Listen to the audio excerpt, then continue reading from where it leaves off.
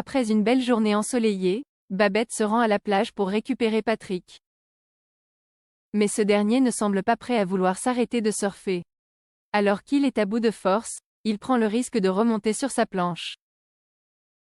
Babette tente de l'en empêcher, mais Vince, le moniteur de surf, le pousse à aller au bout de ses capacités.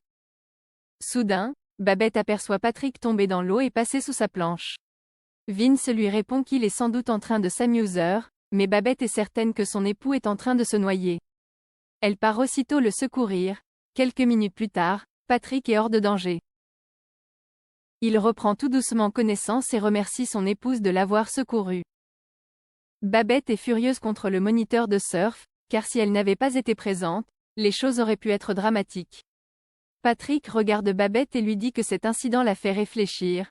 Le surf était un rêve de gosse, et ça doit le rester. Elle en profite pour lui dire qu'au lieu de passer ses vacances à surfer, il va devoir garder les enfants, car le centre aéré est fermé durant tout l'été. Au commissariat, Jennifer est interrogée par Ariane.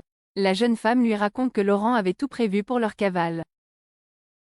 Soudain, elle tourne la tête et voit son grand frère au loin. Elle demande à Samuel si elle peut aller lui parler, et il accepte. Jennifer s'approche de Laurent et lui dit « Ils m'ont bien traité contrairement à toi ». Il essaye de se justifier en répondant « Je voulais simplement te retrouver. J'ai réussi à te pardonner, c'est ce qui compte », mais Jennifer lui dit « Moi, je ne te pardonnerai jamais ». Avant de partir, elle lui annonce qu'Ambre Castin n'existe plus, et qu'elle ne souhaite plus jamais le revoir. En sortant du commissariat, Jennifer reçoit la visite de Gabriel qui lui présente ses excuses pour avoir douté d'elle.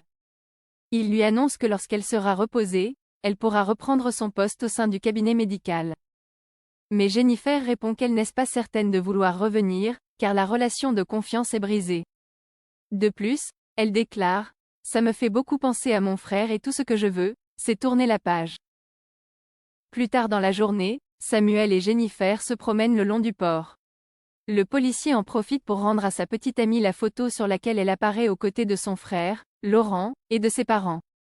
Elle se demande si ses parents seraient fiers d'elle. « En abandonnant mon frère, j'ai l'impression que ce sont eux que j'abandonne. » Samuel essaye de la réconforter en lui expliquant qu'elle n'est pour rien dans l'accident de ses parents, mais la jeune femme est rongée par la culpabilité. Elle fond en larmes. Va-t-elle réussir à surmonter cette épreuve?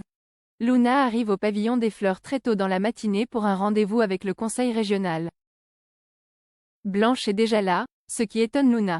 Elle lui demande ce qu'elle fait, mais Blanche refuse de répondre. Quelques heures plus tard, Luna est de retour de son rendez-vous. Elle informe sa collègue que le conseil régional accepte de verser à l'association une subvention. Par conséquent, elles vont pouvoir embaucher une personne à mi-temps. Luna propose à Blanche que ce soit elle qui hérite du poste, mais cette dernière l'informe que la fonction publique lui verse déjà un beau salaire. En sortant du pavillon des fleurs, Blanche propose à Luna de monter dans sa nouvelle voiture. Cette dernière est surprise, car il s'agit d'un véhicule flambant neuf. Blanche lui explique qu'elle l'a acheté en leasing. Luna lui répond « Tu es une vraie cachotière. » Les deux femmes attendent Eric à la sortie de son travail. Elle lui annonce la bonne nouvelle « On a pensé à toi pour t'embaucher à mi-temps. » L'ancien policier est très touché et heureux de cette proposition, qu'il accepte avec joie. En fin de journée, Blanche se rend au Mistral. Elle croise Zoé venue récupérer un colis. Elle lui dit qu'il s'agit d'une robe DE accent aigu TE accent aigu, mais en ouvrant le colis, la jeune femme découvre un carton rempli de cartes d'identité vierges. Blanche, Zoé et Kylian sont choqués. Au même moment, Luna et Eric se questionnent sur le comportement de Blanche, qu'ils trouvent étrange. Et pour cause, depuis plusieurs jours, elle semble occupée. Ils se demandent si elle n'a pas rencontré quelqu'un. Soudain, Luna découvre un document dans l'imprimante. Il s'agit d'une attestation de fin de droit appartenant à sa collègue. Blanche est-elle au chômage? Si oui, pourquoi a-t-elle menti à Luna?